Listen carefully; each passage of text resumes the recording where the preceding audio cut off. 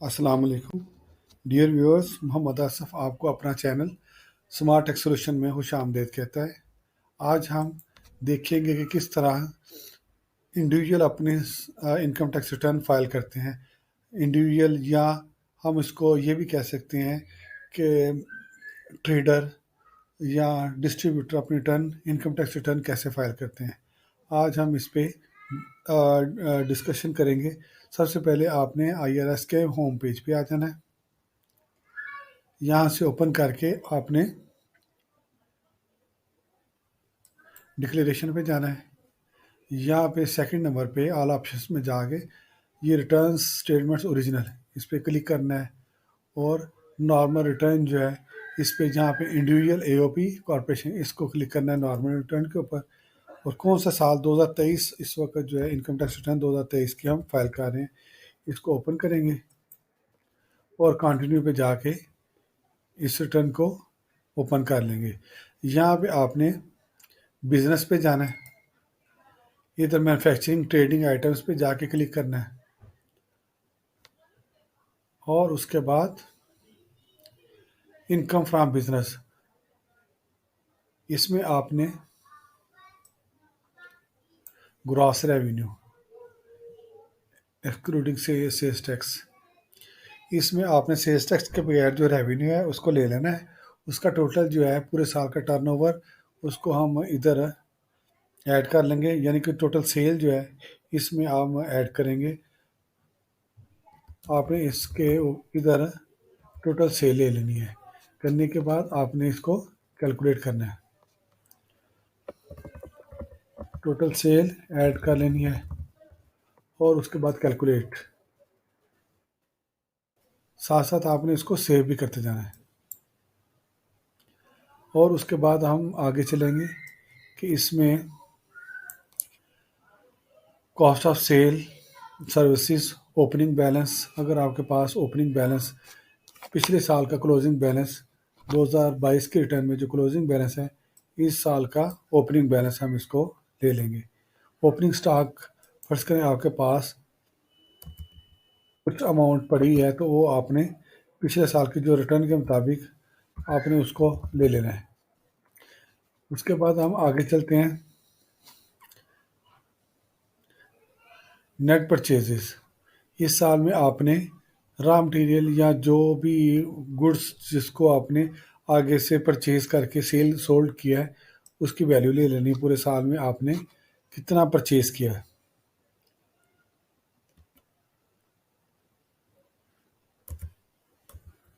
इसमें आपने ऐड कर लेना है और उसके बाद कैलकुलेट को प्रेस कर देना है। ये इसी तरह आपने जो इस साल में क्लोजिंग बैलेंस आएगा वो इधर आपने ले लेना है।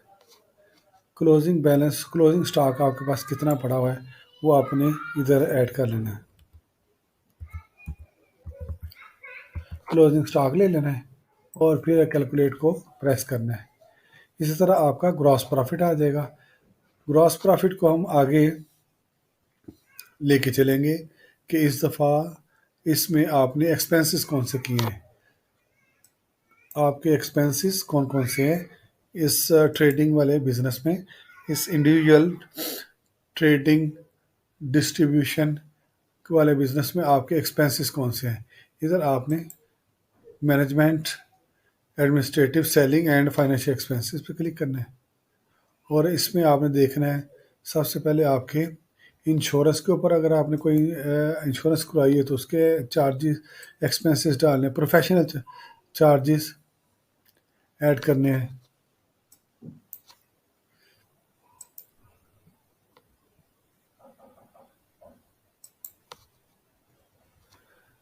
इधर आपने सबसे पहले रेंट, आपने जो दुकान या जो भी आपका सेटअप है उस पे अगर आपने रेंट पे लिया हुआ है तो इसका पूरे साल का रेंट जो है ना आपने ऐड कर लेना है।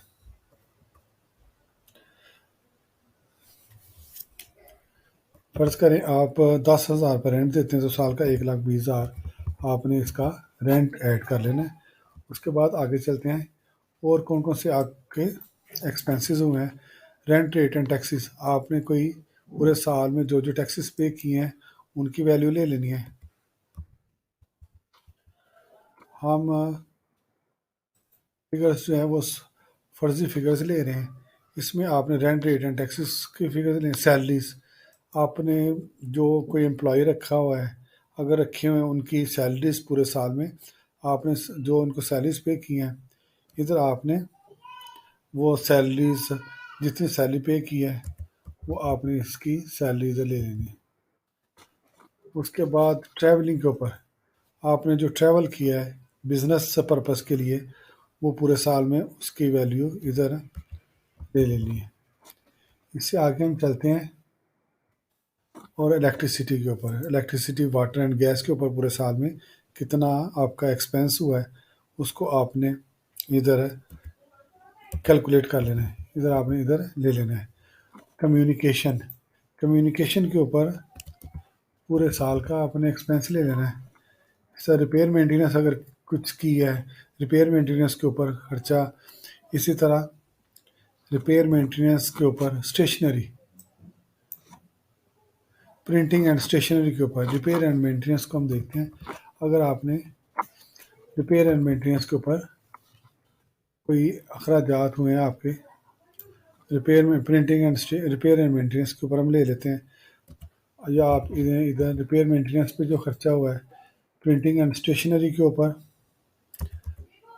आपने खर्चा जो आपके एक्सपेंस हुए हैं एडवर्टाइजमेंट के ऊपर जो आपके एक्सपेंस हुए हैं वो इधर ले लेने हैं। और इसी तरह इंश्योरेंस के ऊपर प्रोफेशनल चार्जेस अगर आपने कुछ पे किए हैं वो आपने इधर एक्सपेंस में ले लेना है। और इसी तरह प्रॉफिट एंड डोनेशन या चैरिटी अगर आपने पे की है, ब्रोकेज एंड कमीशन अगर आपने पे की है उसको भी इधर ऐड कर लें। और इसके अदर एक्सपेंसेस ये आप इसको कैलकुलेट कर लें। इन सारे एक्सपेंसेस का टोटल जो है वो 5,04,600 आ जाएगा। और इसके अलावा आपने फिर डोनेशन के ऊपर भी अगर आपने कुछ खर्च किया है वो भी इधर ले लें। अदर एक्सपेंसेस इसी तरह आपका जो है अकाउंटिंग प्रॉफिट जो है वो 10,25,000 आ जाएगा। ये आपने ये आपका प्रॉफिट हो जाएगा पूरे साल में आपकी इस सेल के अगेंस्ट। ये आपने 20 मिलियन की आपकी सेल थी और 18.45 मिलियन की आपकी परचेज और क्लोजिंग स्टॉक 2,25,000 का और ओपनिंग स्टॉक ऐड करके और क्लोजिंग स्टॉक 2,75,000 का क्लोजिंग स्टॉक, 2,25,000 का ओपनिंग स्टॉक, इनको ऐड और क्लोजिंग स्टॉक को माइनस करके आपका जो ग्रॉस प्रॉफिट आया वो 15,50,000 आया। और उसमें से आपने इनडायरेक्ट एक्सपेंसेस निकाल दिए जो कि 5,24,600 थे। इनको निकालने के बाद आपका नेट प्रॉफिट बन गया 10,25,400। अब इस प्रॉफिट को अब आपने देखना है, अब जाना है आपने कि इसके ऊपर टैक्स आपका कितना टैक्स बना है, टैक्स चार्जेबल क्या बना है।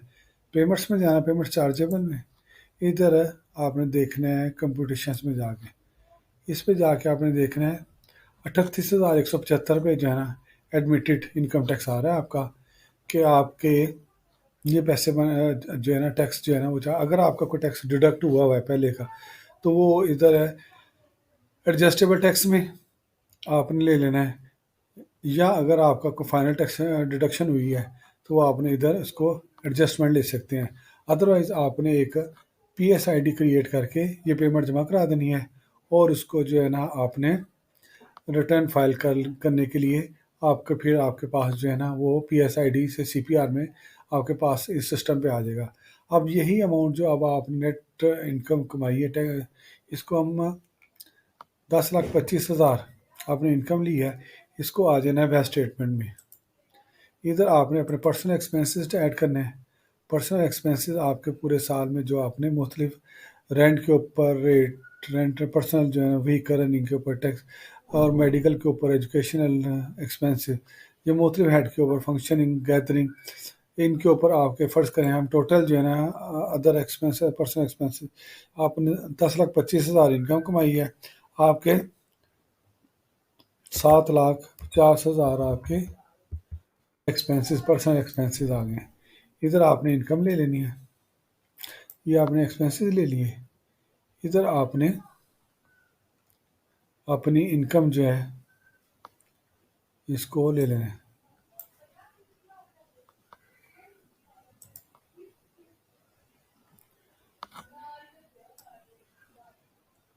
इधर आपने अपनी नॉर्मल इनकम, आपके 10,25,000 नॉर्मल इनकम थी, 10,25,000,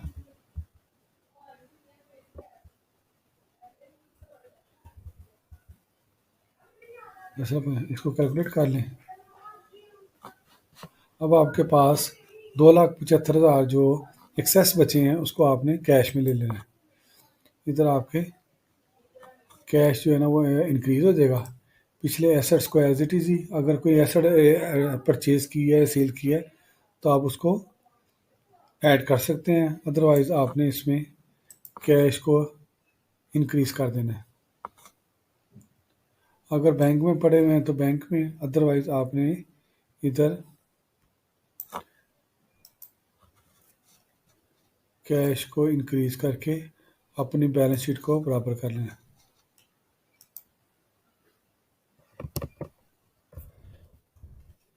इधर पहले ज़ीरो करके आपने देखना है आपका कितना बैलेंस इधर आ रहा है। रिकॉन्सिलेशन में जाना है, आपके पास 39,20,800, 39,20,800 आपने इधर ले लेना इसको कैश में, 39,20,000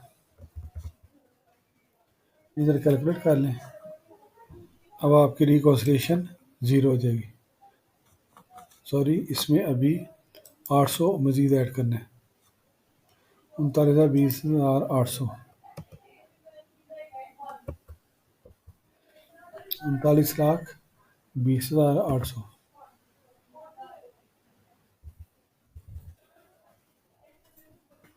अब ये देखना है आपने रिकॉन्सिलेशन में जाना है, आपका ज़ीरो हो गया। इसी तरह आप अपनी रिटर्न में पीएस साइड जमा कराने के बाद इसमें पेमेंट्स में जाके आपने जो देखना जो इधर आ जाएगा, पेमेंट जो आपने डिपॉजिट करवाई होगी अनक्लेम्ड में जाके इसमें जो भी होगा उसको क्लेम कर लेना है, और फिर आप डाटे में जाके इसको सेव करके और रिटर्न जो है ना वो सबमिट कर सकते हैं। बहुत शुक्रिया। मेरे channel tax smart tax solution को लाइक करें, सब्सक्राइब करें, और ताकि आपके पास नई नई वीडियोस डेली मिलती रहें। बहुत शुक्रिया। अस्सलाम वालेकुम।